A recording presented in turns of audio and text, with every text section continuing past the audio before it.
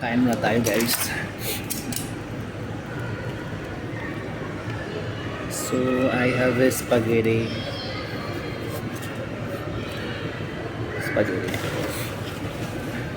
We'll try this Jollibee spaghetti here, you know.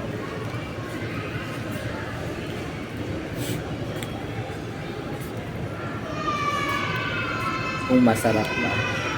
Kasi iba yung kulay. Tapos sa Pilipinas, di ba ano bang tawag dito? Pula. Dito kasi ma-brown daw.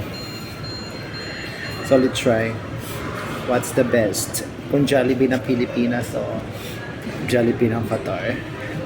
Let's eat.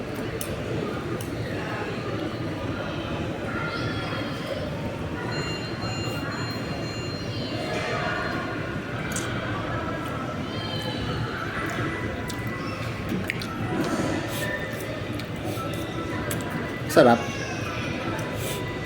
Creamy. Nga lang, isa lang yung hotdog. Kasi maraming sauce, kaya isang hotdog lang.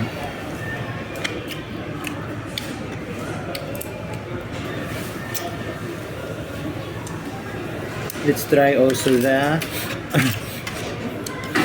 yung manok nila.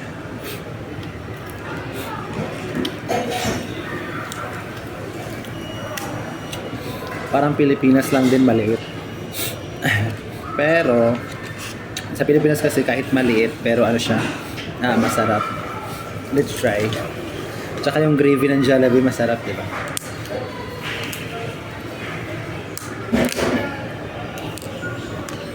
Good. Mabango. Balat muna kasi balat talaga yung inuuna kong kainin eh.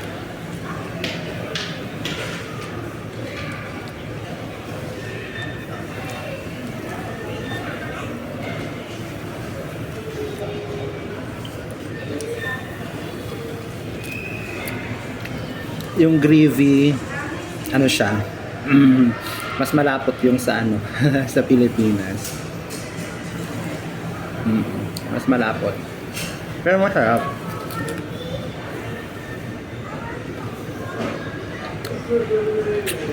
Chicken good.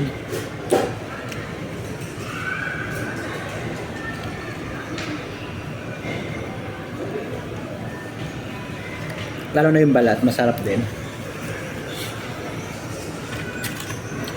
So salaman tayo. Hindi sa balat pa lang yun.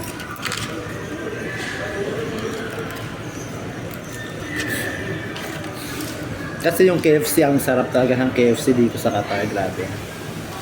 McDo, hindi masyado. Na-try ko yung KFC. 10 over 10 sa akin. Ito yung laman ng Jollibee. Laman ng Chicken Joy. Mabango ha. Actually.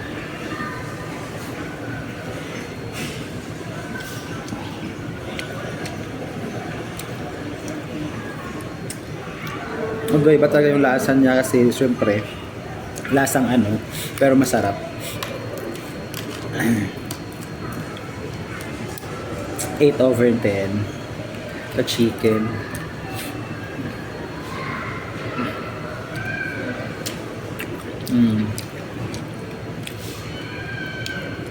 Sa Chicken Joy, 8 over 10. Sa gravy, 7 out of 10. Sa ano naman, sa spaghetti, 9 over 10. Masarap din.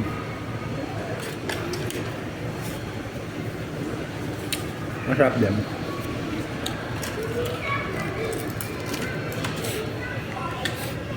Tapos ang creamy ng spaghetti nila dito, guys.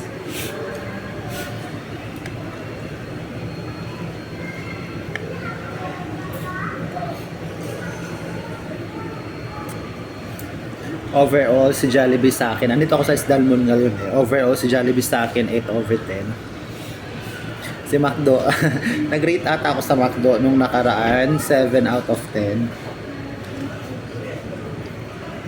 Although, ano naman, kanya-kanyang panlasa kasi.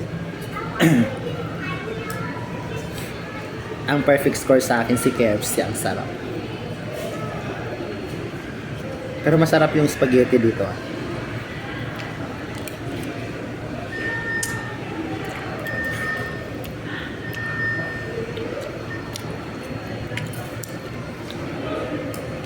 Ayun lang, bye-bye.